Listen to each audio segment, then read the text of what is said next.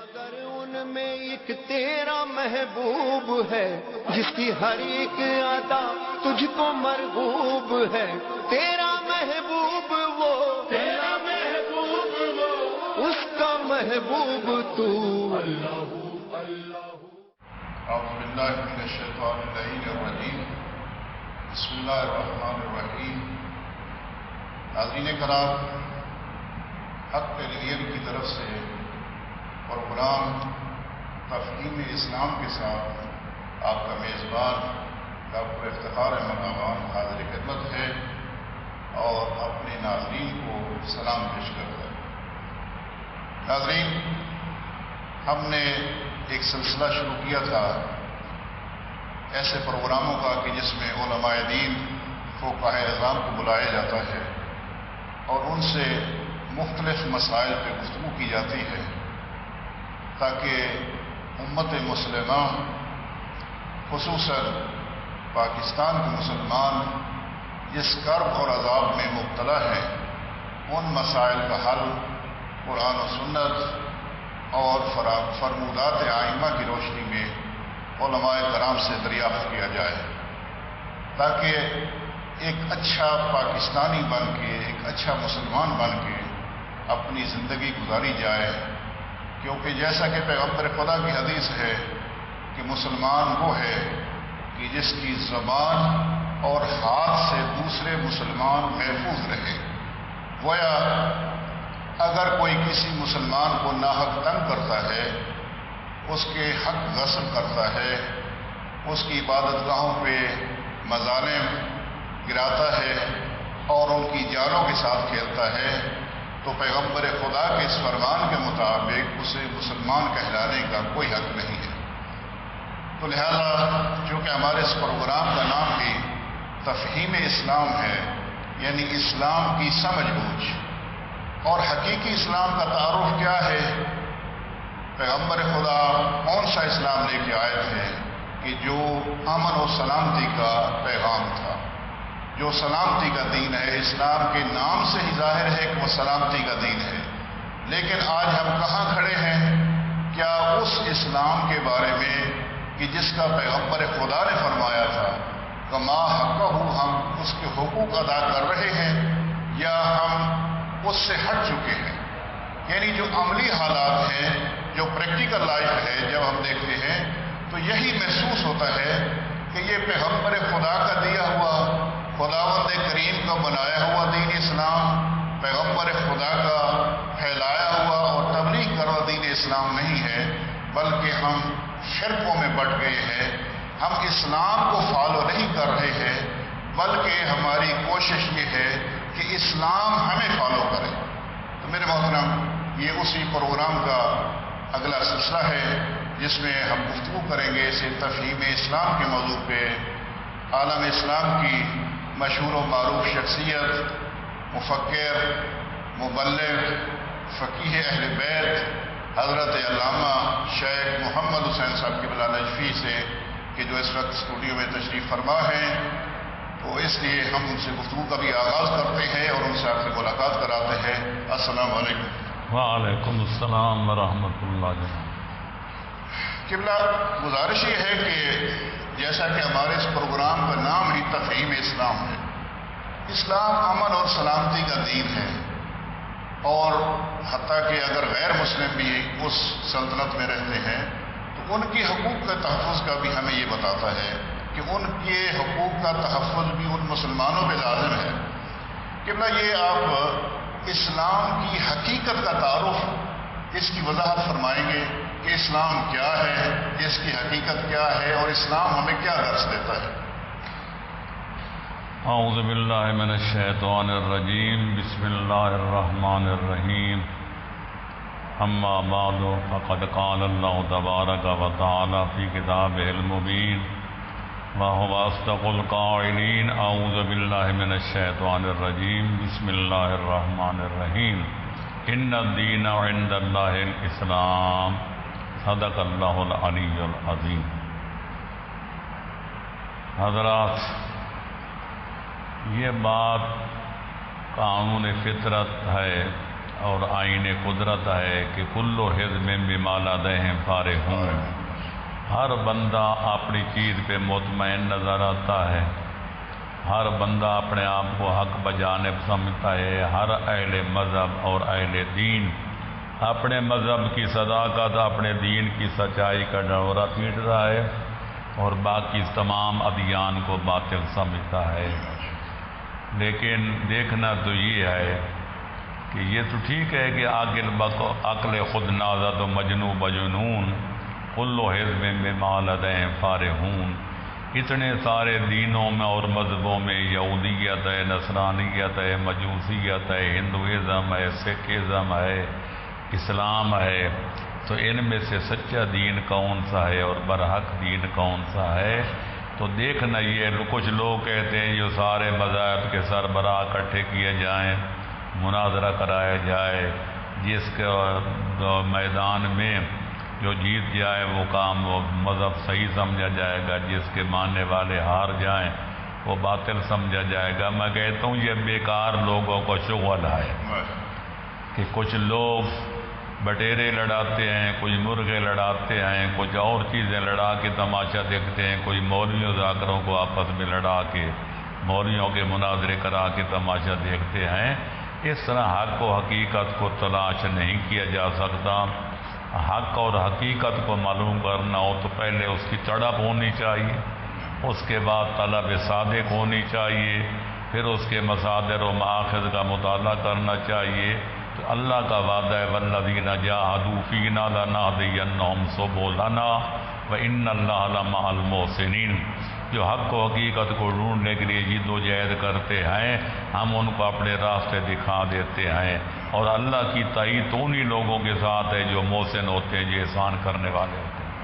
تو میرے دوستو دیکھنا یہ ہے، یہ مناظرے کرانے والے جو کہتے ہیں کہ مناظرہ کرا لو، پنڈت بلا لو، علماء بلا لو، پادری بلا لو، تو آیا دین مولوی صاحبان نے بنایا ہے؟ دین بنانے والے پادری ہیں، پنڈت ہیں؟ نہیں، تمام اہل ادیان کا اتفاق ہے کہ دین بنانا اس کا کام ہے جو رب العالمین ہے۔ ہر ملک کا قانون اس کا سربراہ بناتا ہے، تو خالق اکبر ہے رب العالمین، الہ العالمین، معبود العالمین۔ تو لہذا سب اہل ادیان مانتے ہیں کہ دین بنانا خالق کائنات کا کام ہے۔ جو دین بنا لے اس کے نبی اور رسولوں کا کام اس کو بندوں تک من و عن پہنچانا ہے، اور جب وہ دنیا سے تشریف لے جائیں جو ان کی مسند کے وارث ہوں ان کا کام دین پھیلانا ہے، اور مشکل وقت آنے پر سب کچھ قربان کر کے دین بچانا ہے۔ اور علماء کرام کی یہی فریضہ، العلماء ورثۃ الانبیاء، علماء کو جن کو علماء انبیاء کا وارث کہا جاتا ہے، وہ یہی ہے کہ لوگوں کو دین کی اصل حقیقت سے روشناس کریں، مصلحتوں کو آڑے نہ آنے دیں، ذاتی مفادات کو ملک کو ملت کے مفاد پہ مقدم نہ سمجھیں، بلکہ وہی بات کہیں جو خالق اکبر کو پسند ہے۔ اظہار حق کریں، کلمہ حق بلند کریں، لا یخافون فی اللہ لومۃ لائم۔ تو اس بنا پر اگر یہ تسلیم کر لیا جائے کہ دین بنانا خدا کا حق ہے، تو خداوند عالم نے واضح لفظوں میں آخری الہامی اور ربانی کے کتاب میں اعلان کر دیا کہ ان الدین عند اللہ الاسلام، کہ میری نگاہ قدرت میں جو حقیقی دین ہے، جو قابل قبول دین ہے، جو نجات دارین کا ضامن ہے دین ہے، جو فلاح کونین کا کفیل دین ہے، جو جنت دلوانے کا اور جہنم سے بچانے کا دعوے دار ہے، وہ صرف اسلام ہے۔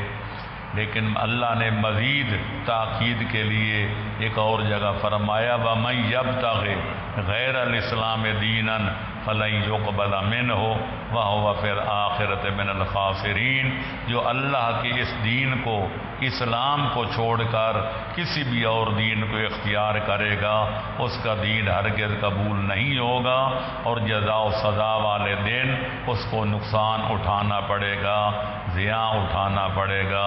لہذا ان حقائق کی روشنی میں ہم یہ ببانگ دوہل اعلان کر سکتے ہیں کہ تمام ادیان عالم میں سے جو خالق اکبر کا بنایا ہوا دین ہے، جو قابل قبول اور پسندیدہ دین ہے، نجات دارین کا ضامن اور کفیل دین ہے، وہ صرف دین اسلام ہے۔ الحمدللہ جس نے ہمیں اسلام لانے کی اور مسلمان کہلانے کی توفیق عطا فرمائی۔ اللہ نے ہمارا نام، اجتماعی نام جو رکھا ہے وہ یہ ہے، هو سماکم المسلمین، اس نے ہمارا نام مسلمان رکھا ہے۔ آگے ہے ماحول، معاشرہ، ماں باپ شخصی نام اور رکھتے ہیں، معاشرہ ہمیں کوئی القاب دیتا ہے، یہ چودھری ہے، یہ ملک ہے، یہ خان ہے، یہ مغل ہے، یہ پٹھان ہے۔ اقبال کہتے یوں تو سید بھی ہو، مرزا بھی ہو، افغان بھی ہو، تم سبھی کچھ ہو، بتاؤ کہ مسلمان بھی ہو۔ لیکن ہماری بدقسمتی ہے، سوال پیدا ہوتا ہے ڈاکٹر صاحب آپ جو کہتے ہیں بتاؤ کہ مسلمان بھی ہو، آپ سیالکوٹ میں پیدا ہوئے، وہاں بھی لاکھوں مسلمان، پھر زندگی آپ نے لاہور میں گزاری، دفن بھی وہیں ہوئے، تو وہاں بھی ماشاءاللہ لاکھوں مسلمان صبح و شام آپ سے ملتے تھے، آپ کو کوئی سچا سچا مسلمان نظر نہیں آتا؟ فرماتے ہیں نام کے مسلمان تو بہت ملتے ہیں، خاندان کے مسلمان بھی بہت نظر آتے ہیں، پر مجھے ہے کام کے مسلمان کی تلاش، اور وہ کبریت احمر سے بھی کم ہیں۔ کیوں کہ موجودہ ہمارے مسلمانوں کی حالت یہ ہے کہ وضع میں تم ہو نصارہ تو تمدن میں ہنود، یہ مسلمان ہیں جنہیں دیکھ کے شرمائیں یہود، اور یہی ہماری زبوں حالی کی وجہ ہے، اور یہی دلیل ہے کہ ہم زبان سے کچھ اور کرتے ہیں اور عمل و کردار کچھ اور پیش کرتے ہیں۔ یہ ہمارے قول و فعل کا تضاد ہماری تباہیوں، ہماری پسپائیوں، ہماری ذلتوں، ہماری رسوائیوں کی بین دلیل ہے۔ جس دن ہمارا قول و فعل ایک ہو جائے گا انشاءاللہ اسلام ترقی بھی کرے گا اور ہم صحیح معنوں میں مسلمان بھی بن جائیں گے۔ قبلہ آپ نے ابھی فرمایا کہ اسلام ایک ہی دین ہے، اس کے بنانے والا اللہ ہے، پہنچانے والے پیغمبر خدا ہے، پھیلانے والے ائمہ طاہرین اور مخلص صحابہ کرام ہیں۔ وہ ایک اسلام جو اللہ کا بھیجا ہوا ہے، پیغمبر خدا کا فرمایا ہوا ہے، وہ تو ایک تھا، لیکن آج ہم دیکھتے ہیں کہ اس ایک اسلام کے کم و بیش 73 اسلام ہمیں نظر آتے ہیں۔ اس کی آخر کیا وجہ ہے؟ میرے محترم، یہ سوال بڑا نازک ہے اور اس کے حقائق بیان کیے جائیں تو یہ احساس ہوتا ہے خیال خاطر احباب چاہیے ہر دم انیس ٹھیس نہ لگ جائے آبگینوں کو، لہذا الحق مرن، حق کڑوا ہوتا ہے، اس میں کوئی شک نہیں، بنانے والا بھی ایک، اور جس فرشتے کے ذریعے خالق نے ایک اسلامی کتاب بھیجی وہ جبریل بھی ایک، جس مصطفیٰ قلب مقدس پہ قرآن اترا وہ بھی ایک، اے کاش کے ہوتے مسلمان بھی ایک۔ لیکن اختلاف امت کے کیا اسباب ہیں؟ ابن حزم نے اپنی کتاب الفصل میں اس کے اسباب 11 گنوائے ہیں، اور علامہ شہرستانی نے الملل والنحل میں تقریباً 11-10-12 انہوں نے بھی گنوائے ہیں۔ لیکن میں سمجھتا ہوں، دیانتداری سے سمجھتا ہوں کہ اب بھرتی کے لیے اتنے چاہیں ہم اسباب گنائیں کہ فلانی سبب سے اسلام میں اختلاف پیدا ہوا، فلاں وجہ سے ہوا، فلاں سبب سے ہوا، بھرتی اور ہے، حقیقت اور ہے۔ اصل خدا لگی بات یہ ہے، اگر کوئی صاحب اس کو برا نہ منائے تو میں یہ کہنے میں کوئی بات نہیں سمجھتا۔ قبلہ میں نے جیسے پچھلے پروگرام میں یہ گزارش کی تھی کہ آپ کی ذات، آپ کی ہستی علم کے اس مقام پہ ہے کہ جس میں تفرقہ بازی اور فرقہ بندی کا تصور ہی نہیں آتا، کیونکہ آپ اتحاد بین المسلمین کے داعی ہیں۔ لیکن ایک تنقیدی سا چھوٹا سا ایک سوال ہے کہ اسلام تو ایک تھا، یہ شیعت کی ابتدا کہاں سے ہوئی، اور شیعہ مکتب فکر کو دوسرے اسلامی مکاتب فکر سے کیا امتیاز حاصل ہے اور کیوں؟ میرے محترم، شیعہ کوئی فرقہ نہیں ہے. شیعہ لغت کی کتابوں میں لکھے اشیعہ تو اتباع، شیعہ کا معنی ہے الاتباع، تابع دار. اور عام عرف عام میں یقالو لاتباع علی ابن ابی طالب، جو مولا امیر کو اپنا مقتدی اور پیشوا سمجھتے ہیں، ان پر لفظ شیعہ کا اطلاق کیا جاتا ہے. تو لہذا اسلام جو ہے وہ بحمدللہ ایک دین ہے. اس دین تک پہنچنے کی یہ باقی جو ہیں وہ چھوٹے موٹے راستے ہیں. مذہب شیعہ کے پیروکاروں کا دعویٰ یہ ہے کہ یہ وہی اسلام کی حقیقی شکل کا نام مذہب شیعہ ہے. اور بحمدللہ وہ اس ثبوت میں یہ حدیث بھی پیش کرتے ہیں جو تمام اہل سنت والجماعت کے علماء نے بھی اور شیعہ علماء نے بھی اپنی کتابوں میں لکھی ہے. حتیٰ کہ سوائے کے مورکہ والے نے بھی اقرار کیا اور شاہ عبدالعزیز دہلوی نے تحفہ اثنا عشریہ میں بھی اقرار کیا کہ پیغمبر اکرم نے فرمایا تھا یا علی انت و شیعتکم الفائزون یوم القیامہ، اے علی آپ اور آپ کے شیعہ قیامت کے دن رستگاری پانے والے ہیں. تو لہذا یہ نجات کے ذریعے ہیں. شیعہ صاحبان یہی کہتے ہیں کہ پیغمبر اکرم کے بعد اگر ہم اہل بیت سے دین اسلام لیں گے جو اللہ نے بنایا اور پیغمبر نے پہنچایا تو یقیناً نجات پا جائیں گے.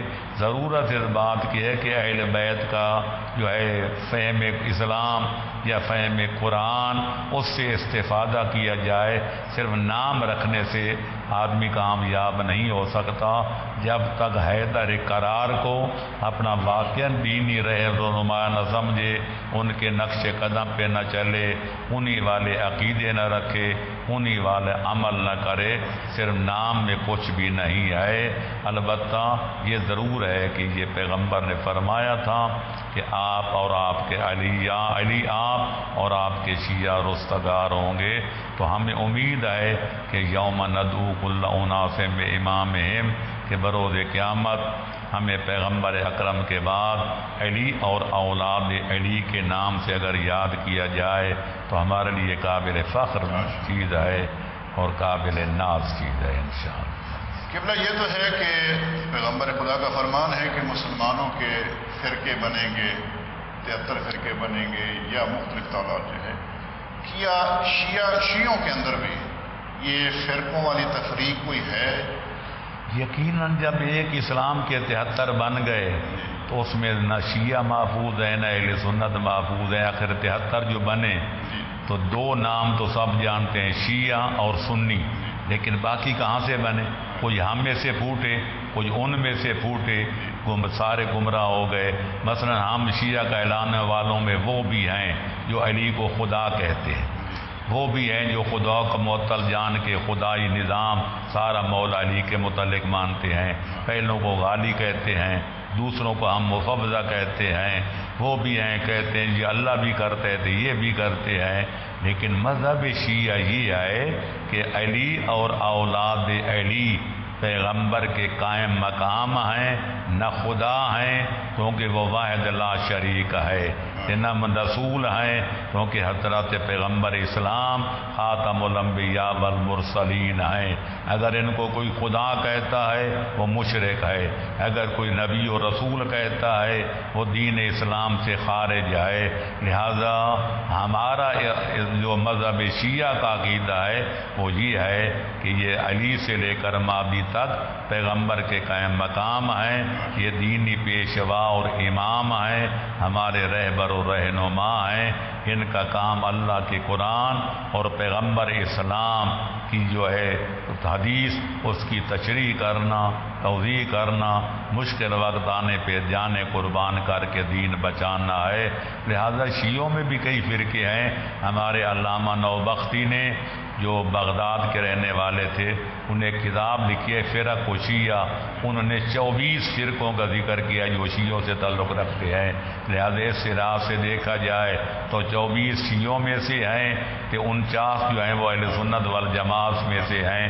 یہ سارے مل کے 73 بن جاتے ہیں. ناظرین اس وقت ہوا ایک چھوٹے سے بریک کا، اس کے بعد دوبارہ حاضر ایک تیرا محبوب ہے جس کی ہر ایک ادا تجھ کو مرغوب ہے. تیرا محبوب وہ، تیرا محبوب وہ، اس کا محبوب تو. مگر ان میں ایک تیرا محبوب ہے جس کی ہر ایک ادا تجھ کو مرغوب ہے. تیرا محبوب وہ، تیرا محبوب وہ، اس کا محبوب تو. ناظرین، بریک کے بعد ہم دوبارہ حاضر ہوتے ہیں اور علامہ صاحب قبلہ سے گفتگو کا آغاز جہاں سے منقطع ہوا تھا سلسلہ وہیں سے کرتے ہیں. قبلہ سوال یہ ہے کہ جیسے کہ ابھی آپ نے آیت تلاوت کی ہے کہ وَمَن يَبْتَغِ غَيْرَ الْإِسْلَامِ دِينًا فَلَن يُقْبَلَ مِنْهُ، کہ اسلام ہی دین ایسا ہے کہ کسی کو اختیار کرنے کا حکم دیا جا رہا ہے. آخر اس میں اس کی وجہ کیا ہے، اس کی کیا خصوصیات ہیں کہ صرف اسی کے اوپر یعنی انحصار کیا جا رہا ہے کہ جو اسے قبول نہیں کرے گا اس کا دین قبول نہیں کرے گا. میرے محترم، اس کے اوپر تو بڑی تفصیل کے ساتھ گفتگویں کی گئی ہیں، کتابیں لکھی گئی ہیں. جب مختصر یہ ہے کہ جب ادیان عالم کا تقابلی مطالعہ کیا جائے اور ان کے تعلیمات پر اور ان کے بزرگوں کے اپنا تلقینات پر غور و فکر کیا جائے تو پتہ چلتا ہے کہ بعض دینوں کا رجحان صرف دنیا کی زندگی سنوارنے پر منحصر مرکوز ہے اور بعض ادیان وہ ہیں جنہیں صرف آخرت کی طرف توجہ زیادہ دی ہے، دنیا کے معاملات کو بالکل نظر انداز کر دیا ہے. لیکن دین اسلام ایک وہ دین ہے جس کو دین فطرت کہا جاتا ہے. فطرت اللہ التی فطر الناس علیہا، ماہ سے لے کر لاہ تک زندگی کا کوئی ایسا شعبہ نہیں، کوئی ایسا گوشہ نہیں، کوئی ایسا حصہ نہیں، انفرادی زندگی ہو، اجتماعی ہو، حاکمانہ ہو، محکومانہ ہو، تاجرانہ ہو، امیرانہ ہو، فقیرانہ ہو، ہر شعبے کے بارے میں اسلام میں جامع تعلیمات اور تلقینات و ہدایات موجود ہیں. اگر آدمی ان کو سمجھے اور پھر ان پر عمل درآمد بھی کرے تو دنیا کی زندگی رش کے جنت بن سکتی ہے. اور جہاں تک دوسرے حصے کا تعلق ہے تو پھر وفات سے لے کر قیامت تک عالم آخرت ہے، عالم برزخ ہے، حصول جنت ہے، جہنم سے اجتناب ہے. تو کوئی ایسا گوشہ نہیں اخروی زندگی کو سنوارنے سدھارنے کا جس کا تذکرہ قرآن اور پیغمبر اکرم کے فرمان میں تفصیل کے ساتھ مذکور نہیں ہے. تو لہذا اس لیے ہم کہتے ہیں دین اسلام برحق ہے کہ یہ خالق فطرت کا بنایا ہوا ہے. وہ انسان کا خالق بہتر جانتا ہے کہ انسانی فطرت کے تقاضے کیا ہیں اور ان کے پورا کرنے کا طریقہ کار کیا ہے. اس لیے یہ سارے دینوں میں سے زیادہ جامع دین ہے، مکمل دین ہے، کامل ہے، بلکہ اکمل ہے. الیوم اکملت لکم دینکم، آدم سے لے کر خاتم تک جتنے نبی آئے کسی نبی کو دین کی تکمیل کی سند نہ مل سکی. یہ ہمارے سرکار خاتم الانبیاء والمرسلین، سید الاولین والآخرین، علت غائی کائنات، فخر موجودات حضرت محمد مصطفیٰ صلی اللہ علیہ وآلہ وسلم کو یہ شرف حاصل ہے کہ جس دین کا ابتدا حضرت آدم نے اپنے دست مقدس سے کی تھی، اس دین کی تکمیل سید الاولین والآخرین کے ہاتھوں پہ ہوئی. اور جس اخلاق کی عمارت کا پہلا حجر اساسی جناب آدم نے رکھا تھا، اس محل اخلاق کی تکمیل بھی خاتم الانبیاء کے ہاتھوں پہ ہوئی. انما بعثت لاتمم مکارم الاخلاق. لہذا یہ دین چونکہ جامع ہے، مانے ہے، مکمل ہے، اکمل ہے، ہم اس لیے افضل کو چھوڑ کر مفضول کو اختیار کرنا، اعلیٰ کو چھوڑ کر ادنا کو اختیار کرنا یہ عقل مندی نہیں ہے. دانش مندی نہیں ہے. اس لیے فرماتے ہیں من یبتغی غیر الاسلام دینا فلن یقبل منہ، جو افضل و اعلیٰ دین کو چھوڑ کر ادنی اور مفضول کو اختیار کرے گا اس کا دین قبول نہیں کیا جائے گا، اور سزا و جزا والے دن اس کو نقصان و زیاں اٹھانا پڑے گا. قبلہ بھی آپ نے فرمایا ہے کہ اسلام ایک ایسا مکمل ضابط حیات ہے کہ جو دنیا سنوارنے کے لیے بھی اور آخرت کی فلاح کے لیے بھی دونوں پہلوں کو کور کرتا ہے. قبلہ سوال یہ ہے کہ اسلام میں نجات انسانی کا انحصار کس بنیاد پہ ہے اور اس کا دور و مدار نجات کا کس پہ ہے؟ میرے محترم، ادیان عالم کا اور مذاہب عالمیہ کا اگر تقابلی مطالعہ کیا جائے تو 2 نظریے 3 نظریے سامنے آتے ہیں. بعض مذاہب میں صرف عقیدے پر زور دیا گیا کہ جس بندے کا عقیدہ صحیح ہوگا، جس بندے کا نظریہ حیات صحیح ہوگا، وہ یقیناً جنت میں جائے گا، خواہ نیک عمل کرے یا نہ کرے. اور ان کے بالمقابل دوسرا نظریہ یہ ہے کہ نجات کا دار و مدار عمل و کردار پر ہے. جس کا عمل صحیح ہے وہ خالق کی عبادت بھی کرتا ہے، مخلوق خدا کے فائدہ پہنچانے کے لیے جد و جہد بھی کرتا ہے، نیکیاں کرتا ہے. عقیدہ اس کا جیسا بھی ہو، ایمان ہو یا بے ایمان، جو نیک کام کرے گا، رفاع عامہ کے کام کرے گا، وہ یقیناً بخشا جائے گا اور اس کو جنت کی جاگیر مل جائے گی. لیکن یہ دونوں افراط و تفرید کی طرف جا رہے ہیں. اسلام ایک ایسا نظریہ پیش کرتا ہے جو دونوں کو برابر کی اہمیت دیتا ہے. وہ کہتے ہیں ان الذین آمنوا وعملوا الصالحات اولئک هم اصحاب الجنہ ہم فیہا خالدون. دونوں نجات کا دار و مدار عقیدے پر بھی ہے اور عمل پر بھی ہے. اگر دل میں عقیدہ ہے، ایمان ہے، تو پھر اس کا عمل سے ثبوت پیش کرنا پڑے گا، کیونکہ جو دعویٰ کرتا ہے دعوے کا ثبوت پیش کرنا اس کا اخلاقی فریضہ ہے. ایک آدمی کہتے ہیں میں مومن ہوں، خدا کو خدا، مصطفیٰ کو رسول خدا جانتا ہوں، قیامت کو برحق مانتا ہوں، وغیرہ وغیرہ، لیکن عمل وہ کرتے ہیں جو منکرین خدا کرتے ہیں، جو منکرین رسول کرتے ہیں، جو منکرین قیامت کرتے ہیں، تو اس کا قول اور ہوگا، فعل اور ہوگا. جو دعویٰ کرے گا عمل اس کا اس کی تکذیب کرے گا. لیکن اسلام یہ دعویٰ کرتا ہے اگر نجات دارین چاہتے ہو تو پہلے ایمان اور عقیدہ مضبوط کرو، اور چونکہ عقیدے اور عمل ایمان کا تعلق دل و دماغ سے ہے، لہذا وہ نہ دل نظر آتا ہے نہ دماغ نہ اس کا ایمان. لہذا ہم تو ظاہری چیزوں کو دیکھیں گے جو علائم ایمان ہیں. اگر نیک کام بھی کرتا ہے، ایمانی تقاضوں کو پورا بھی کرتا ہے، تو ہم کہیں گے یہ جنت کا مستحق ہے، کیونکہ العاقبۃ للمتقین الازلفت الجنت للمتقین. جنت ان کے لیے بنائی گئی ہے اور جنت ان کے لیے سجائی گئی ہے ان کے ایک ہاتھ میں دامن ایمان ہوگا اور دوسرے ہاتھ میں نیک عمل کا دامن ہوگا.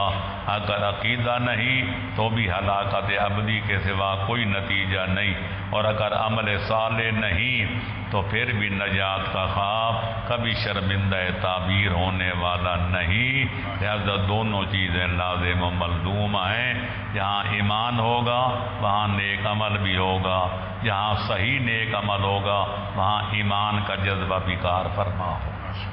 پہلا سوال یہ ہے کہ اس اللہ کی بڑی کائنات میں اور بھی دین ہیں اسلام کے علاوہ، اور بھی ادیان ہیں، اور بھی مذاہب ہیں. ان کے مقابلے میں اگر یہ سوال کیا جائے کہ اسلام کی کیا حقانیت ہے کہ اسے اپنانے کے لیے کہا جاتا ہے، اس کی ذرا وضاحت. میرے محترم، اس کی وضاحت میں غالباً پہلے سوال کے جواب میں دے چکا ہوں کہ جب دین بنانے والا اللہ ہے، دین کا قبول کرنے والا اللہ تعالیٰ ہے، جزا و سزا دینے والا اللہ تعالیٰ ہے، اور اس نے اپنی آخری الہامی ربانی خاتم القتب کے اندر فرما دیا کہ ان الدین عند اللہ الاسلام، جو میرا آخری الہامی ربانی اختتامی دین ہے، جو کامل و مکمل دین ہے، وہ اسلام ہے۔ لہذا تم اگر اس کو چھوڑ کر کوئی اور دین اختیار کرو گے تو تم وہ دین قبول نہیں ہوگا۔ اس بنا پر ہم کہتے ہیں کیونکہ خالق اکبر نے فرمایا کہ میرے نزدیک قابل قبول دین اسلام ہے، ہم اس کو اختیار کرتے ہیں اور باقی تمام ادیان عالم سے اعلان براءت کرتے ہیں۔ یہ اللہ کے حکم کی عین تعمیل ہے اور اللہ کے فرمان پر ہمارا ایمان و یقین کا جذبہ ہے جو ہمیں اسلام سے وابستہ کیے ہوئی ہے، اور باقی ادیان عالم سے ہمارا کوئی تعلق نہیں ہے۔ ماشاءاللہ۔ قبلہ گزارش ہے کہ اسلام چونکہ انسانی زندگی کے تمام نظاموں کو کور کرتا ہے، یہ نہیں ہو سکتا کہ ایک نظام میں تو ہم اسلام کی تابعداری کریں اور دوسرے نظام زندگی میں کسی اور دین کی یا کسی اور طرف جائے۔ قبلہ اسلام میں معاشیات کا کیا نظام ہے؟ میرے محترم، میں نے ابھی کسی سوال کے جواب میں اب یاد کیا تھا کہ دین اور دنیا اور آخرت کا کوئی ایسا گوشہ، کوئی ایسا حصہ نہیں جس کے بارے میں اسلام کے اندر جامع ہدایات موجود نہیں۔ لہذا دوسرے دینوں میں یہی نقص ہے کہ کوئی صرف دنیا پر توجہ مرکوز کرتے ہیں، کوئی آخرت پر۔ تو اسلام میں دونوں چیزوں، اللہ نے جسم اور روح کے مجموعے کا نام انسان رکھا ہے، تو لہذا جسم کے تقاضے کچھ اور ہیں، روح کے تقاضے کچھ اور ہیں، جسم کی غذا کچھ اور ہے، روح کی غذا کچھ اور ہے، اور روح جسم کی بیماریاں اور ہیں، ان کا علاج اور ہے، روح کی بیماریاں اور ہیں، ان کا علاج اور ہے۔ تو لہذا اسلام جہاں دینی احکام ہمیں عطا کرتا ہے کہ یہ حرام ہے، یہ حلال ہے، یہ جائز ہے، یہ ناجائز ہے، تو پہلے انسان کے جسمانی تقاضوں کو پورا کرنے کی بھی کوشش کرتا ہے، رہنمائی کرتا ہے، کیونکہ وہ بقول کسے پیٹ میں نہ روٹیاں تو سب بے گلا کھوٹیاں۔ لہذا اسلام معاش کا بھی انتظام کرتا ہے۔ یہ زکوٰۃ کا وجوب، یہاں اللہ کی عبادت کا ذکر ہے، جہاں حکم ہے اقیم الصلاۃ تو ساتھ ہی ذکر ہے وآتوا الزکوٰۃ، یہاں بھی نماز کا ذکر، وہاں زکوٰۃ کا ذکر۔ تو یہ زکوٰۃ کیا ہے؟ اسلام کا معاشیات ہے کہ مالداروں کے مال میں غرب و مساکین کا ایک حق ہے۔ یہ فطرہ کیا ہے؟ یہ نظام معاشیات کا حصہ ہے۔ یہ خمس کیا ہے؟ وَاعْلَمُوا أَنَّمَا غَنِمْتُم مِّن شَيْءٍ فَأَنَّ لِلَّهِ خُمُسَهُ وَلِلرَّسُولِ وَلِذِي الْقُرْبَىٰ إِلَىٰ آخِرِ الْآیَہ۔ یہ بھی غرباء و مساکین کے معاش کا سلسلہ ہے۔ باقی صدقات ہیں، خیرات ہیں، مبرات ہیں، یہ سب کیا ہیں؟ یہ وہ مالی حقوق ہیں جو خالق نے مالداروں کے مال میں غرباء و نادار لوگوں کے لیے مقرر کیے ہیں۔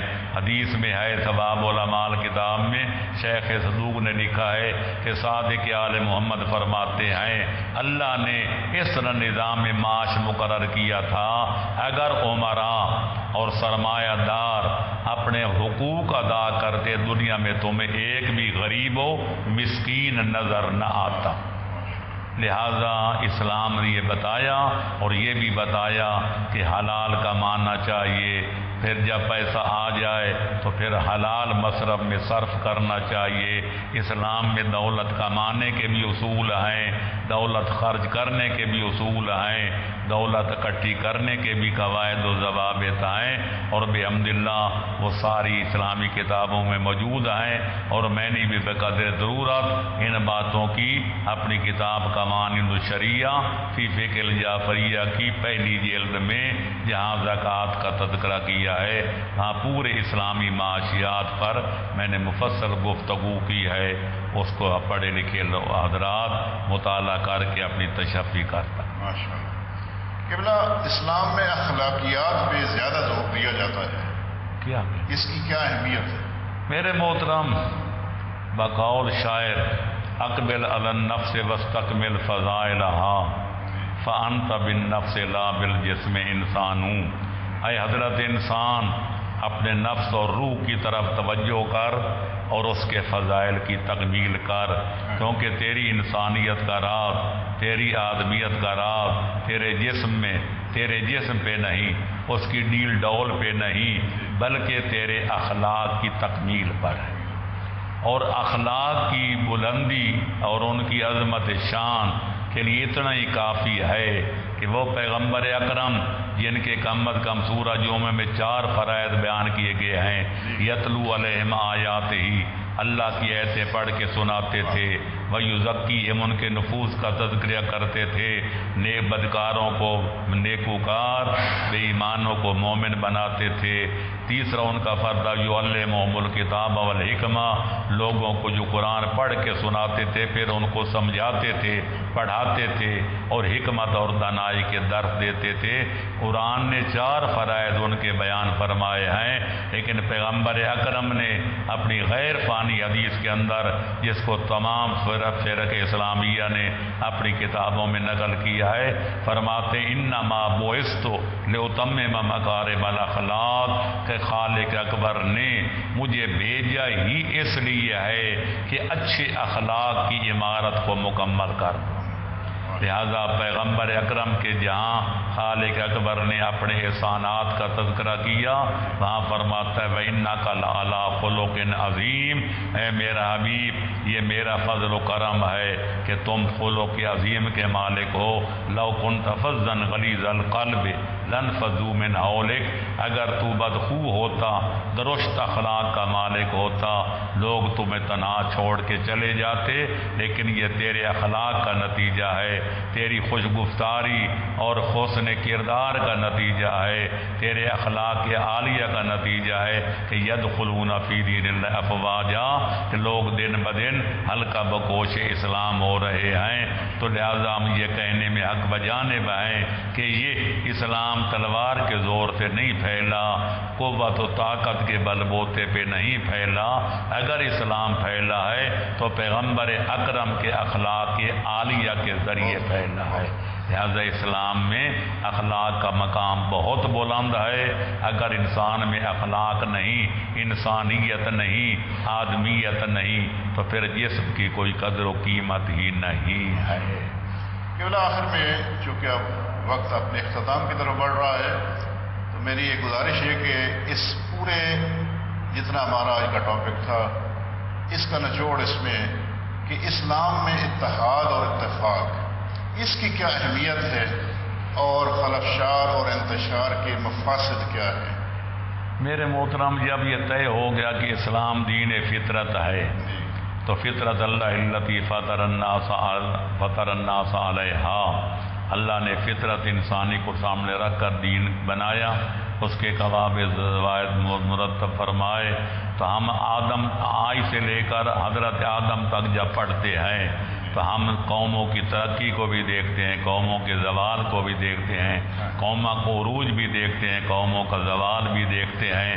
اس عالم آب و گل میں لاکھوں ہزاروں قومیں آئیں، کچھ عرصہ وہ حکمرانی کرنے کے بعد، قوس لیمن الملک بجانے کے بعد دنیا سے عدم آباد کی طرف چلی گئی، ان کا نام و نشان بھی مٹ گیا، مٹے نامیوں کے نشان کیسے کیسے۔ اب دیکھنا یہ ہے کہ قوموں کے بننے اور قوموں کے مٹنے، قوموں کے عروج اور قوموں کے زوال کیا ہیں۔ ہم نے جب اللہ کے قرآن اور پیغمبر اکرم اور دیگر پیشوایان دین اسلام کے کلام حق ترجمان میں غور و فکر کیا تو ہم اس نتیجہ پر پہنچے کہ وہ یہ ہے کہ اس کوئی قوم جس میں 3 چیزیں اکٹھی ہو جائیں اس کو ترقی کرنے سے کوئی چیز روک نہیں سکتی، اور جس میں 3 بری صفتیں پیدا ہو جائیں اس کو تباہ و برباد ہونے سے کوئی بچا نہیں سکتی۔ وہ چیزیں، وہ 3 اسباب جو قوموں کی ترقی کے لیے لازم و ملزوم ہیں، وہ ایک اس میں علم ہے۔ علم سے مراد صرف دین کا علم نہیں، ذرا بیضرے پڑھ کر اس کے بعد جو ہے نا وہ سرا پڑھنے کا نام نہیں، بلکہ ہر وہ علم جس کی ملک و ملت کو ترقی کرنے کے لیے، دین و دنیا میں آگے بڑھنے کے لیے، اقوام عالم کے ساتھ شانہ بشانہ چلنے کے لیے جس کی ضرورت ہے وہ تمام اس میں علوم شامل ہیں، دینی بھی اور دنیاوی بھی۔ لہذا ایک تو علم ہونا چاہیے، اور دوسری چیز جس سے قومیں ترقی کرتی ہیں وہ عمل ہے۔ جو دین کا عالم ہے وہ دین پھیلائے، جو دنیا کا عالم ہے وہ ہے ٹیکنالوجی جانتا ہے وہ ٹیکنالوجی کا علم پھیلائے، جو ڈاکٹر ہے وہ لوگوں کی صحت کو وہ بحال رکھنے کے لیے اپنا عمل و کردار کے پیش کرے۔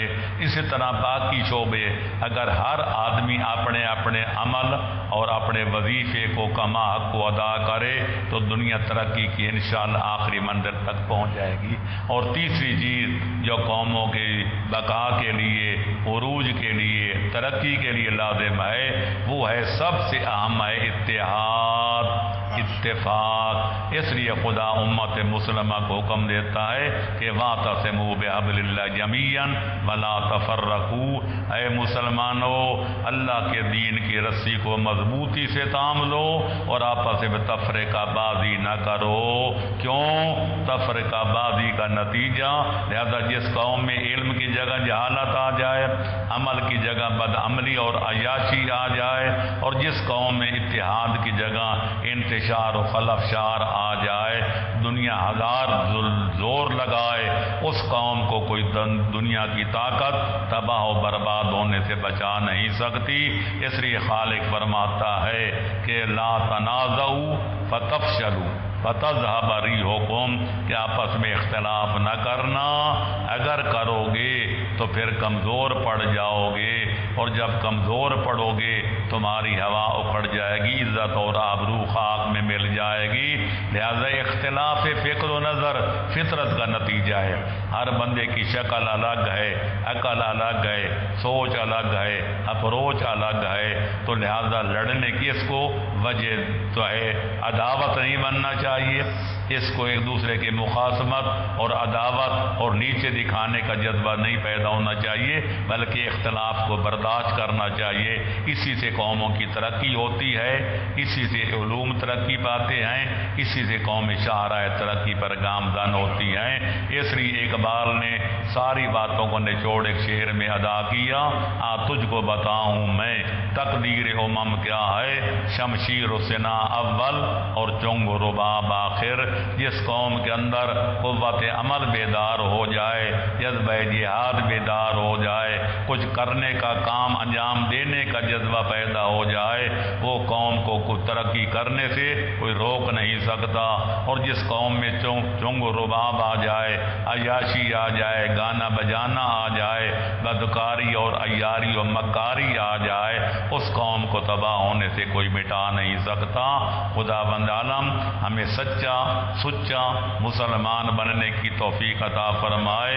اگر ہم مسلمان ایسے مسلمان بن جائیں جیسا ہمیں قرآن دیکھنا چاہتا ہے، بانی اسلام دیکھنا چاہتا ہے، تو میں دعوے سے کہہ سکتا ہوں پوری دنیا پر اگر اس دین ہوگا تو اسلام، اور قوم ہوگی تو مسلمان۔ اللہ وہ دن لائے کہ اسلام دنیا پہ چھا جائے اور کفر جو ہے وہ شرک جو ہے اور ادیان باطلہ جو ہیں وہ حرف غلط سے کی طرح صفحہ ہستی سے مٹ جائیں۔ وآخر دعوانا ان الحمد للہ رب العالمین۔ ناظرین، ہمارے پروگرام کا وقت ختم ہونے والا ہے، اور قبلہ صاحب کی تشریف آوری کا شکریہ۔ قبلہ آپ کا بہت بہت شکریہ کہ آپ ہمارے اسٹوڈیو میں تشریف لائے اور اپنی ان قیمتی آراء سے ہمیں نوازا۔ اور ناظرین، انشاءاللہ اگلے پروگرام میں قبلہ صاحب کے ساتھ نئے موضوع اور نئے سوالات کے ساتھ دوبارہ حاضر ہوں گے۔ اس وقت تک کے لیے اپنے میزبان ڈاکٹر افتخار احمد اعوان کو اجازت دیجیے۔ خدا حافظ۔